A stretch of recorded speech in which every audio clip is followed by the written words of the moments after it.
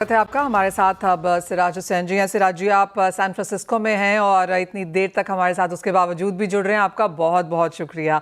और आप thick of the action में भी हैं इन दैट सेंस। हम जानते हैं कि यूएस प्रेसिडेंट ने अब तक 23 लेटर्स या 23 कंट्रीज़ को लेटर्स भेजे हैं, जिनमें से 17 इन द पॉजिटिव हैं।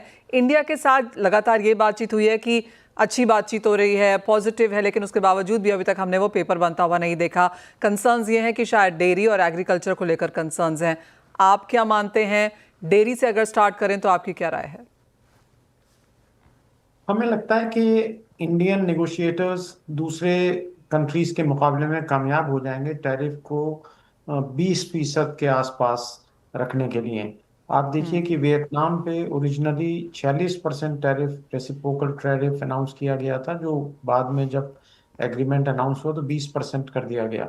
लेकिन थाईलैंड का टैरिफ बढ़ा दिया गया और मैं समझता हूं कि हमारे नेगोशिएटर्स जो दोबारा अमेरिका बुलाए गए हैं, तो शायद ये बातचीत हो रही होगी कि इंडियन एक्सपोर्ट्स को उतना ज़्यादा नुकसान ना पहुंचाया जाए जितना कि और कंट्रीज को पहुंचाया जा रहा है। तो मैं समझता हूँ कि सारी मजबूरियों के बावजूद इंडियन नेगोशिएटर्स कामयाब हो जाएंगे इसको 20% के आसपास रखने में।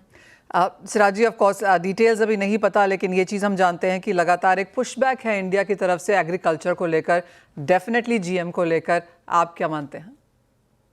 नहीं, ये बात सही है। अब देखिए, इंडियन एग्रीकल्चर और अमेरिकन एग्रीकल्चर का कोई कंपैरिजन नहीं है, क्योंकि आप देखें कि हमारे यहाँ तकरीबन 11-12 करोड़ किसान हैं और उनके यहाँ 20 लाख किसान हैं।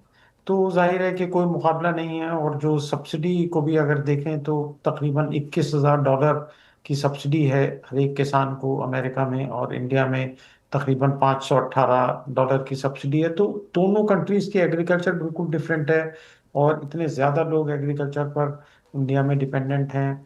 अगर बहुत चीप इंपोर्ट इंडिया में आ जाते हैं तो जाहिर है कि हमारे किसान और जो इतनी बड़ी तादाद रूरल इकोनॉमी की एग्रीकल्चर पर डिपेंडेंट है, वो बहुत नुकसान पहुंचेगा। तो इंडिया बिल्कुल जस्टिफाइड है अमेरिका को ये समझाने में कि एग्रीकल्चर सेक्टर को बहुत ज़्यादा ओपन अप करना इंडिया के लिए मुमकिन नहीं है। सबसिस्टेंस एग्रीकल्चर है हमारी। और हमने देखा कि डब्ल्यूटीओ के रूल्स भी डिफरेंटली लागू होते हैं। हमारे यहाँ मिसाल के तौर पे हर क्रॉप पे एक रूल लागू होता है, एग्रीगेट मेजरमेंट ऑफ सब्सिडी। और अमेरिका में वो किसी एक क्रॉप को भी बहुत ज्यादा सब्सिडाइज कर सकते हैं। तो हमने देखा कि मिसाल के तौर पे अगर कॉटन क्रॉप कोई लें तो उन्होंने कॉटन क्रॉप में बहुत ज्यादा सब्सिडी कुछ सालों में दी है। इसी तरीके से कॉर्न में और सोयाबीन में भी बहुत ज्यादा सब्सिडी वहां दी जा रही थी। सिराज जी, ऑफ कोर्स अब मिड जुलाई तक ऐसा माना जा रहा है कि हम एक अग्रीमेंट शायद यहाँ पर बनता हुआ देखेंगे, जो कि शायद फेजेस में यहाँ पर आता हुआ नजर आए। हाँ, हमने ऑलरेडी यहाँ पर एडिबल ऑयल पे इंपोर्ट ड्यूटी कट देखा है। एप्पल्स में हमने जो देखा, वॉलनट में एक यहाँ पर पुश बनता हुआ नजर आया है। तो एसेंशियल कमोडिटीज़ अगर छोड़ दें, आपको लगता है बाकी कमोडिटीज़, बाकी एग्रीकल्चर में शायद यहाँ पर कुछ मूव्स देखने को मिले? देखिए, जो हाई वैल्यू एग्रीकल्चरल कमोडिटीज हैं, मिसाल के तौर पे एप्पल्स हैं। एप्पल पे तो खैर जब 2018 में डिस्प्यूट हुआ था तो इंडिया ने अमेरिकन एप्पल्स पे ड्यूटी बढ़ा दी थी, जो कि अब कम कर दी गई है। इसी तरीके से जो ड्राई फ्रूट्स हैं, हाई वैल्यू आइटम पे ड्यूटी इंडिया आसानी से कम करने के लिए शायद तैयार हो जाएगा। लेकिन देखिए, अमेरिका की प्रॉब्लम असल में ये है कि वो बहुत कुछ डिपेंड करते थे अपने लार्ज एक्सपोर्ट्स के लिए चाइना पे। सोयाबीन और कॉर्न वो चाइना पर डिपेंड करते थे, और वो चाइनीज मार्केट बार बार ये टैरिफ वॉर की वजह से बहुत अनसर्टेनिटी के आलम में है। 2018 में जब सोयाबीन इंपोर्ट चाइना ने घटा दिया अमेरिका से और ब्राजील से और अर्जेंटीना से इंपोर्ट बढ़ा लिया, तो तब से वो अमेरिकन एक्सपोर्ट उस लेवल तक नहीं पहुंच पाया है। तो वो बेसिकली अमेरिकन फार्मर्स ढूंढ रहे हैं कोई बड़ा मार्केट जो उनके एग्रीकल्चरल एक्सपोर्ट्स को एब्जॉर्ब कर सके। लेकिन हमें नहीं लगता कि इंडिया बहुत बड़ा कॉर्न के लिए कोई मार्केट होगा, क्योंकि हमारी पॉपुलेशन हालांकि 70% नॉन वेजिटेरियन है, लेकिन उसका कंजम्पशन लेवल बहुत कम है। और इसलिए फीड इंडस्ट्री में इतनी ज्यादा डिमांड नहीं है कि अमेरिकन इंपोर्ट बहुत ज्यादा बड़ी क्वांटिटी में, अगर अलाउ भी हो जाए जीएम, तो भी करें। सिराज जी, जैसे हम लगातार ये बात करते रहे कि कैसे एशियन कंट्रीज़ में हमने ज़्यादा यहाँ पर टैरिफ्स आते हुए देखे हैं, जो कि शायद पॉजिटिव फॉर इंडिया रह सकता है। जो नंबर्स यहाँ पर वियतनाम, बांग्लादेश वगैरह से आए हैं, एग्रीकल्चर में भी हमने ब्राज़ील पे 50% आता हुआ देखा है, क्लियरली वहाँ पर भी काफ़ी जोड़ तोड़ है कि किस तरह से इसका इम्पैक्ट रह सकता है। तो जो ये ग्लोबल टैरिफ्स हैं, part one of my question is कि क्या आप एग्री पे एक इम्पैक्ट आता हुआ देखते हैं, एंड सेकंड इज़ जिस तरह से हमने एशिया में अभी तक यहाँ पर टैरिफ्स आते हुए देखते हैं, आपको लगता है it stands to benefit India?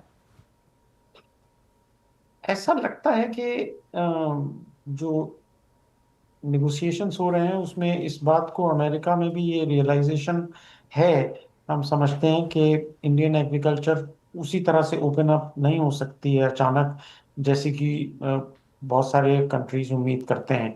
तो इस सेंसिटिविटी को ध्यान में रखते हुए मुझे लगता है कि 20% के आसपास टैरिफ अगर इंडिया पे लगेगा तो शायद इंडियन एक्सपोर्ट्स कॉम्पिटिटिव बने रहेंगे, क्योंकि हमारे एक्सपोर्ट भी अमेरिका को इतने ज़्यादा नहीं है जितने के। अब मिसाल के तौर पे आप देखिए कि ईयू के तो बहुत ज़्यादा एक्सपोर्ट्स हैं अमेरिका को, और उसकी वजह से काफ़ी डिफिकल्टी में ईयू की एग्रीकल्चर होगी।